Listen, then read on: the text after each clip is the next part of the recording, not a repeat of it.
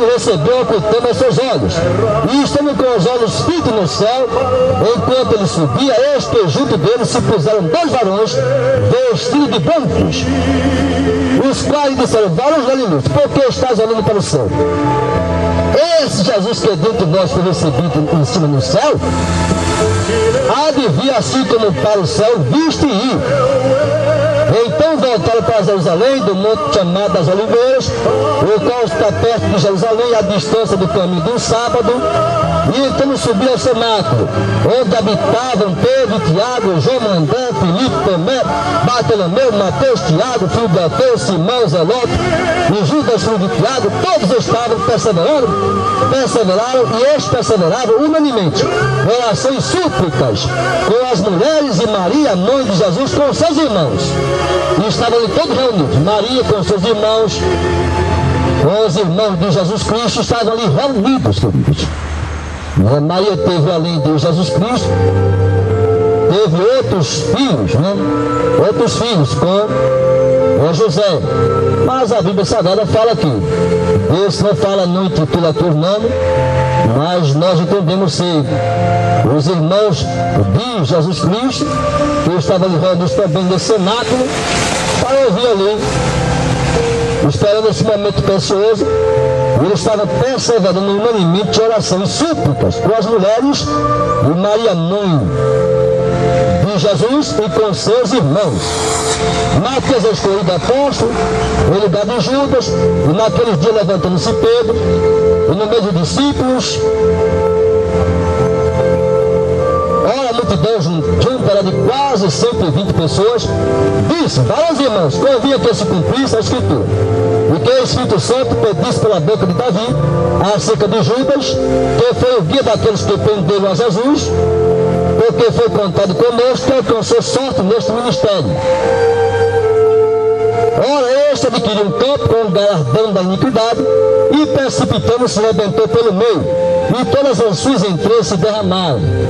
Na outra passagem diz que ele se focou, não é isso? Mas aqui quando ele se quebrou no meio, como o livro de Atos Apóstolos está falando, ele se quebrou no meio, os escritores entendem que se passou um tempo até eles retirarem, encontrarem Judas naquela forca. E quando eles retiraram Judas daquela forca, ele se partiu no meio. E quando se partiu no meio, as suas entranhas, apareceu ali as suas entranhas. Então é esse entendimento que as pessoas têm dessa passagem aqui, que quando eles tiraram ele rebentou pelo meio, todas as suas entranhas se derramaram. E foi montando a todos os que habitavam em Jerusalém, de maneira que na sua própria língua, esse campo se chamou Acéldama.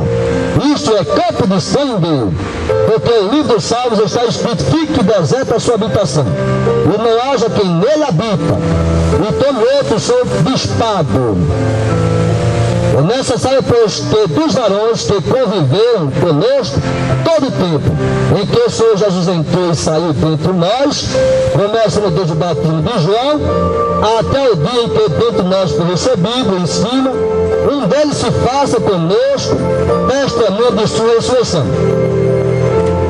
E seria escolhido outro discípulo, já que Judas, ele traiu Jesus, não fazia mais parte dos 12 discípulos, nem por lei, nem por direito mais, porque tinha perdido esse lugar, porque ele pecou. Ele se escolheu o caminho da sua própria condenação. É necessário, pois, que dos varões que conviveram conosco todo o tempo em que o Senhor Jesus entrou e saiu dentre nós, começando desde o batismo de João até o dia que dentre nós foi recebido, em cima, e dele se faça conosco testemunho da sua ressurreição. E apresentaram dois: José, chamado Barsabás, que tinha por sobrenome o Justo, e Matias.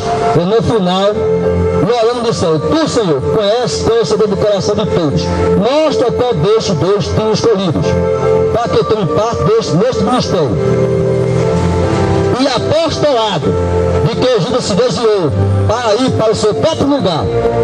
Está vendo ele falando que Judas se desviou e para ir para o seu próprio lugar de condenação, e escolheu o caminho da condenação, queridos. O lançando de sorte caiu a sorte sobre Matias, e por voto comum foi contado com os 12 apóstolos. Foi escolhido Matias no lugar de Judas, ele foi contado com os 12 apóstolos.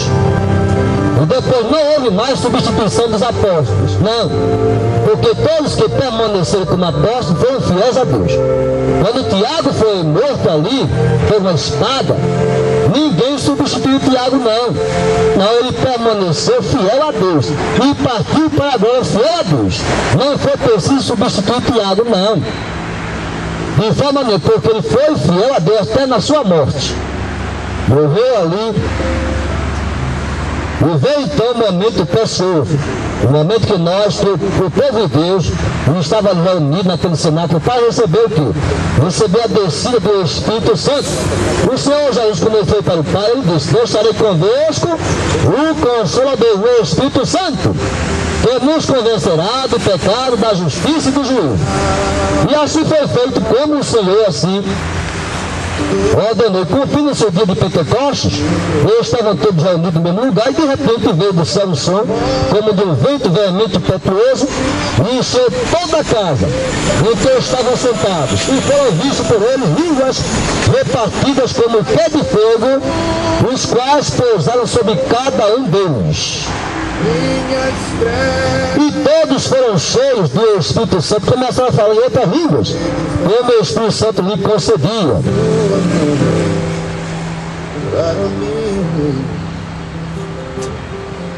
Em Jerusalém estavam habitando judeus, varões religiosos e de todas as nações que estavam debaixo do céu.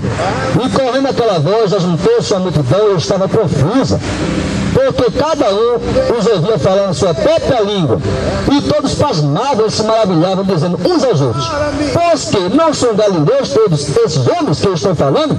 Como pois os ouvimos cada um na nossa própria língua, em que somos nascidos? Eles começaram a falar em outros idiomas, partos e medos, elamitas, os que habitam na Mesopotâmia, Judéia, Capadócia, Ponto, e Ásia, e Frígia, e Panfilha, Egito, e parte da Líbia, junto a Cirene, forasteiros romanos, tanto judeus como prosélitos, e cretenses e árabes, todos os temos ouvido em nossa própria língua falar das grandezas de Deus, e todos se maravilhavam e estavam suspensos, dizendo um para os outros: que quer dizer, que quer isto dizer? E outros andando diziam: este é um show de monstro.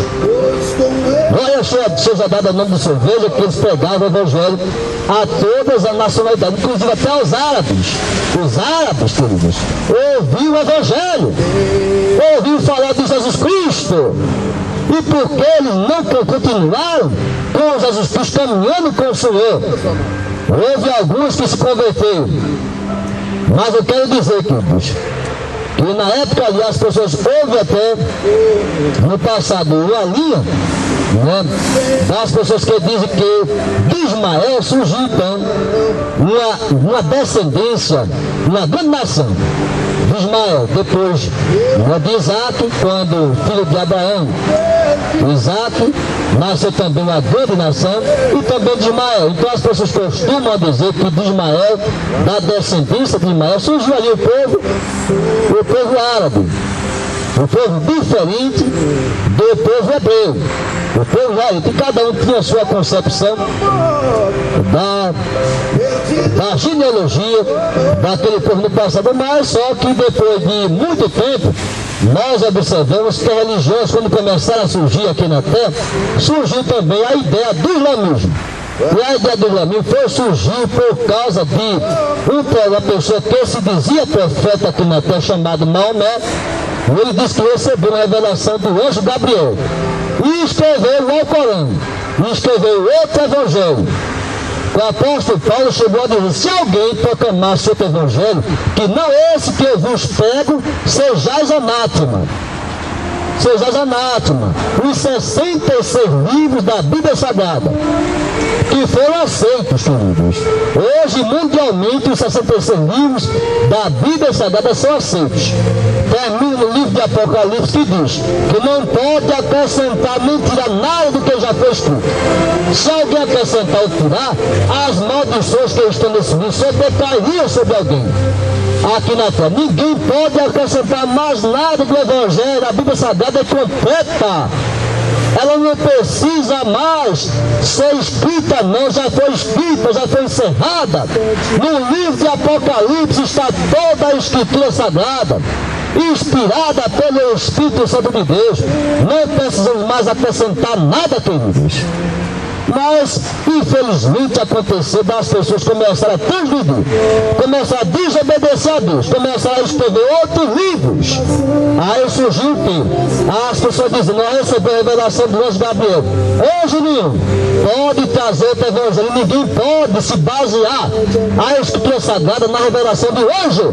Ninguém pode, queridos, basear uma Escritura aqui na revelação do anjo. Não!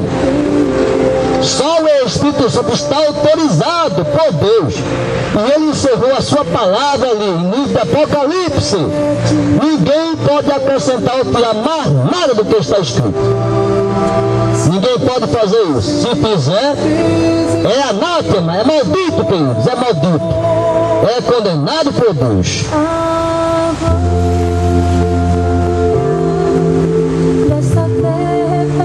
Então todos estavam reunidos ali, receberam aquele rei impetuoso, por revestido de poder, e cada um falava também em língua repartida do fogo, começaram a falar também outros idiomas.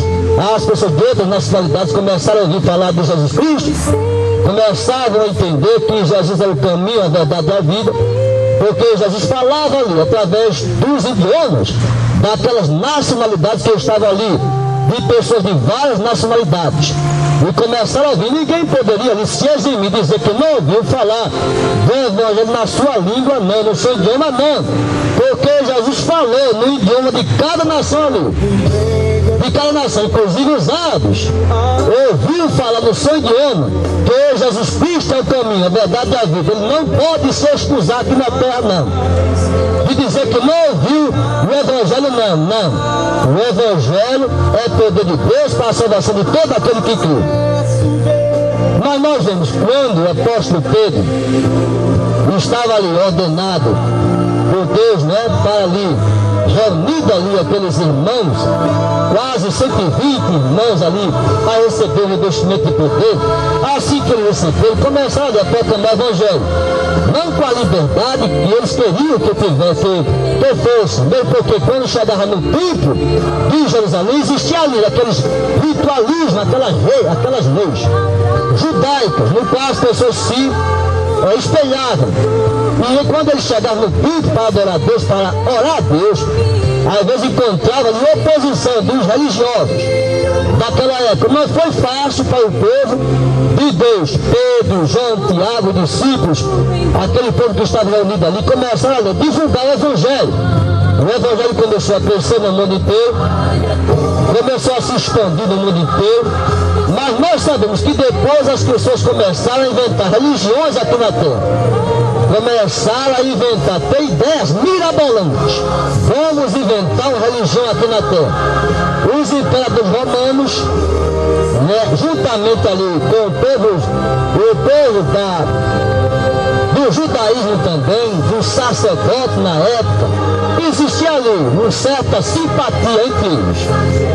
É por isso que eles perseguiam o povo de Deus no passado, havia perseguição, Estevão foi apedrejado, e Saulo estava ali, com a autorização dos sacerdotes, autorizado pelos imperadores romanos. Eles tinham autoridade para prender os cristãos, que eram aceitos heréticos, que estavam começando a crescer, muitos estavam se convertendo no Evangelho, teve almas se convertiam. Pedro pregava o Evangelho assim: arrependei-vos e crede no Evangelho, para que seja pagado o vosso pecado. Muitas almas estavam correndo para os braços de Jesus Cristo em Jerusalém, e se expandindo no mundo inteiro. Aí começou a haver a perseguição. Os religiosos, no passado, começaram a perseguir. Saulo, ao caminho de Damasco, teve aquele encontro com Jesus Cristo, ao caminho de Damasco, aquela luz ali que apareceu diante dele, e dizia para Saulo: Saulo, Saulo, por que me persegues? duro recalcitrar contra os aguilhões. E Paulo caiu em si da realidade. Ele estava perseguindo o povo, do autêntico povo de Deus. O povo cristão, que foi chamado cristão na época, o caminho na época, ele estava perseguindo o autêntico povo de Deus no passado. Em nome ali da religião, em nome ali dos imperadores do passado. Havia simpatia entre aquele povo judaico, o povo do judaísmo e o povo dos imperadores romanos, os sacerdotes daquela época. Havia uma simpatia, por isso que eles não tinham tanta perseguição, mas o povo de Deus, os cristãos autênticos eram perseguidos mesmo. É levado morte, é levado aos cárceres, é levado ali aos coliseus de Roma, eram mortos por animais ferozes, e havia aquela festividade ali, quando era o dia daquela festividade, que as pessoas afluíam ali aquele coliseu, a sociedade, a nata da sociedade estava ali presente para assistir à morte dos cristãos, mortes comidos por animais ferozes. Aquela quantidade da sociedade ali presenciando aquele momento. Era festividade naquela época. Entravam os gladiadores romanos. Primeiro ali os gladiadores romanos entravam, lutavam, aquela maravilha, as pessoas se admiravam com aquelas lutas ali ferozes. Depois chegava o momento mais esperado, a morte dos cristãos. Aí depois eles abriam aquelas porteiras e mandavam o povo de Deus entrar ali dentro do Coliseu. Eles entravam no Coliseu e depois eles soltavam os animais ferozes para ser mortos, trucidados. E é assim que, infelizmente, os imperadores no passado tiveram essa ideia mais mirabolante. Então surgiu mais adiante, no ano 300 e pouco depois de Cristo, surgiu ali um rapaz muito estudado, né? Um imperador muito estudado, uma pessoa muito capacitada, né? Dos imperadores, que teve a ideia mirabolante. Ele disse que teve um sonho, e nesse sonho ele sonhava com a cruz, e nessa cruz ele diz que ele venceria aquela batalha. Então ele entendeu que ele tinha ali se convertido ao cristianismo pelo fato de ter tido aquele sonho. Ele chegou a dizer às pessoas: eu venci essa guerra por causa desse sonho que eu tive. Aquela cruz me mostrou ali que eu seria vitorioso. Então Deus está do meu lado. Deus está do meu lado. E chegou a dizer que ele tinha se convertido ao cristianismo. E teve a ideia mirabolante de fazer o que? Uma igreja. De começar a montar uma igreja aqui na terra. A ideia mirabolante de unir, né, o povo cristão com o Império Romano e criar uma religião no passado ali, cristã. Começou a criar uma religião cristã. E essa religião cristã, queridos, eu não vou entrar em detalhes, mas as pessoas sabem muito bem do que eu estou falando. Eu não estou aqui recriminando só essa instituição religiosa, mas também, eu estou falando também de Lutero. O que aconteceu com Lutero? Depois Lutero teve a ideia mirabolante também. Lá as pessoas chegam a dizer que ele foi que iniciou o protestantismo, mas que na realidade não foi ele que iniciou o protestantismo, não, queridos. O Evangelho já tinha como iniciado desde Jesus Cristo, desde Atos dos Apóstolos, no ano 60 depois de Cristo. O povo de Deus se reunia nas casas, ia ao templo para adorar a Deus em oração, ia ao templo de Jerusalém, mas não tinha liberdade, porque tinha nas casas de Deus manifestar o seu poder. Os dons espirituais não tinham liberdade, mas eles também se reuniam nas casas, né, dos irmãos. Mas o Evangelho começou ali no ano 60, e Jesus ali a partir do ano 30, quando ele deixou o ministério, Jesus falava ali, essa nova igreja, que ele seria fundado na pessoa do autor da nossa fé, o Senhor Salvador, Jesus Cristo. Mas infelizmente, existem aí pessoas inventando religiões mirabolantes. Inventaram aí o protestantismo, que as pessoas chegam a dizer que foi Lutero que inventou o protestantismo. Meu Deus! Nós, quando lemos ali, estudamos a situação dessa pessoa que se diz, né, o inventor do protestantismo, ele é antissemita. Se tratava de uma pessoa antissemita. Ele escreveu vários livros. E nesses livros ele falava que os judeus deveriam nem existir judeus. Deveriam morrer judeus. Ele era antissemita, queridos. Por incrível que pareça, Lutero era antissemita. Ele não se agradava com os judeus. Não se agradava dos judeus. Ele queria ver essa raça exterminada. Será que é porque ele achava que os judeus tinham matado Jesus Cristo? Será que esse é o pensamento de Lutero, queridos? Foi ele que matou, foram eles que levaram Jesus àquela cruz, eles devem ser mortos. Será que esse é o pensamento de Lutero? Interessante que quando um dos generais de Hitler estava sendo julgado em Nuremberg, ele chegou a dizer, as pessoas começaram a condenar o seu livro que ele tinha escrito ali no passado, sobre ali a exterminação dos judeus. Ele chegou a dizer, eu não escrevi nada do que Lutero já tinha dito. Eu não escrevi nada do que Lutero já tinha dito. Ele chegou a dizer isso no julgamento de Nuremberg. O que Lutero falou, eu escrevi também. Do mesmo jeito que Lutero disse que falou, eu também estou dizendo aqui, afirmando. Veja que situação, queridos.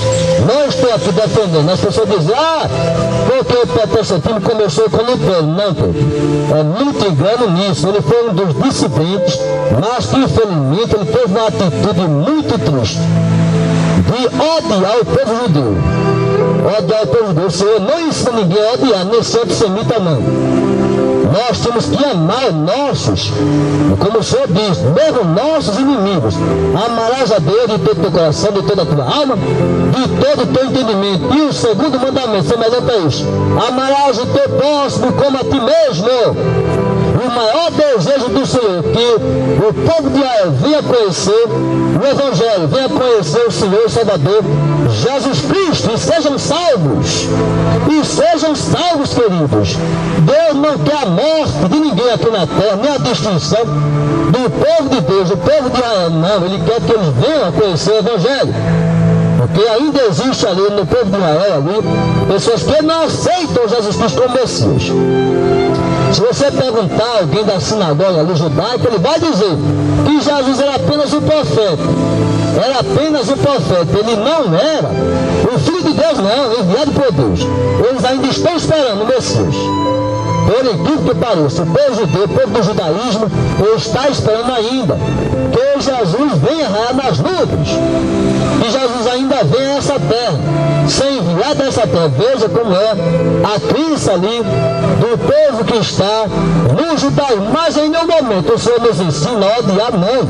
Nós temos que amar o povo de Israel, amarmos, orarmos pelo povo de Israel, para que a salvação, entre a salvação, aquele povo, eles possam ter o conhecimento do Evangelho, as boas novas de salvação. E não ficar só na lei, mas também aceitar o Evangelho, as boas novas de salvação, e aceitar Jesus como Messias. Então a nossa atitude como cristão é essa, queridos. É de amarmos, não odiarmos, mas infelizmente, quando nós ali pesquisamos a história de Lutero, vemos ali, se vocês podem pesquisar a Wikipédia e ver ali, que vai dizer que ele é antissemita. Ele escreveu alguns livros que era contra, odiando o povo judeu. Ele escreveu alguns livros, inclusive as pessoas chegam a dizer, olha, Hitler, só foi possível esse projeto de Hitler de exterminar o povo judeu por causa desses escritos, desses ensinamentos. Chegaram a dizer isso. Então se apoiava nos escritos de Lutero para afirmar que Hitler estava certo em exterminar o povo judeu. Veja que situação, queridos.